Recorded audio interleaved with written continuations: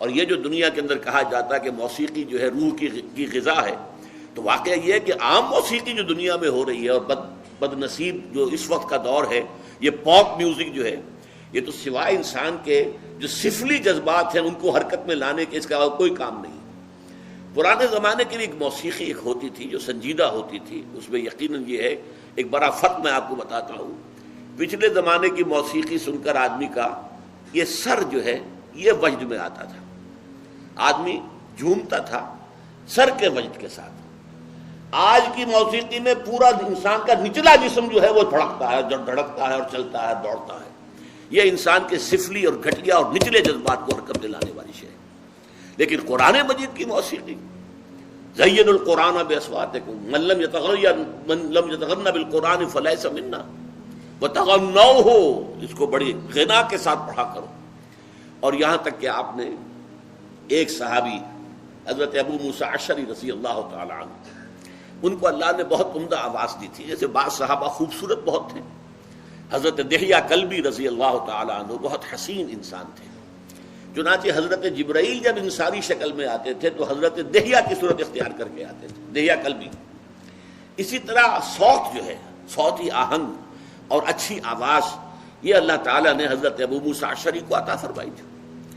تو ایک مرتبہ حضور رات کو گشت پر تھے، آپ نے دیکھا حضرت ابو موسیٰ اشعری کے مکان کے قریب، تو مکان کیا ہوتا تھا، حجرے ہوتے تھے چھوٹے چھوٹے سے۔ وہاں یہ تھوڑا ہی تھا کہ اب یہ اتنا بڑا باہر کا کمپاؤنڈ ہے، پھر اس کے اندر جو ہے وہ کوئی ڈیوڑی آئے گی، پھر چھوٹے چھوٹے حجرے تھے۔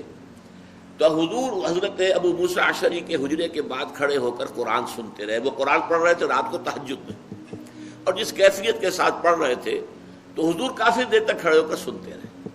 پھر اگلی صبح فجر میں جب ملاقات ہوئی تو حضور نے تحسین فرمائی، یا ابا موسیٰ انک قد اوتیت مزمارا من مزامیر آل داود، اے ابو موسیٰ اشعری، آپ کو تو اللہ نے آل داود کے سازوں میں سے ایک ساز عطا کیا۔ حضرت داؤد علیہ السلام کو اللہ تعالیٰ نے لحن داؤدی مشہور ہے، بہت اچھی آواز، حسین آواز دی تھی۔ وہ جب تہجد کے اوقات میں، اور جس کو ہم کہتے ہیں small hours of the morning, یہ صبح کے 3 بجے 4 بجے 2 بجے جب وہ اللہ تعالیٰ کے حمد کے ترانے جو ہیں الاپتے تھے، تو قرآن مجید کی گواہی یہ ہے کہ پہاڑ بھی ان کے ساتھ وجد میں آ جاتے تھے اور پرندے بھی ان کے ساتھ آواز میں آواز ملاتے تھے۔ یہ تاثیر تھی لہن داؤدی کی حضرت داؤد علیہ السلام کے پڑھنے میں۔ تو حضور نے فرمایا جیسے اللہ تعالیٰ نے حضرت داؤد کے گلے میں ایک ساز رکھ دیا تھا، وہ ساز کوئی باہر کا ساز نہیں ہے بلکہ وہ گلے کے اندر ساز ہے جو اللہ تعالیٰ نے بہترین آواز دی ہے، خوبصورت آواز دی ہے، ایک غنا والی جو ہے غنائی آواز دی ہے۔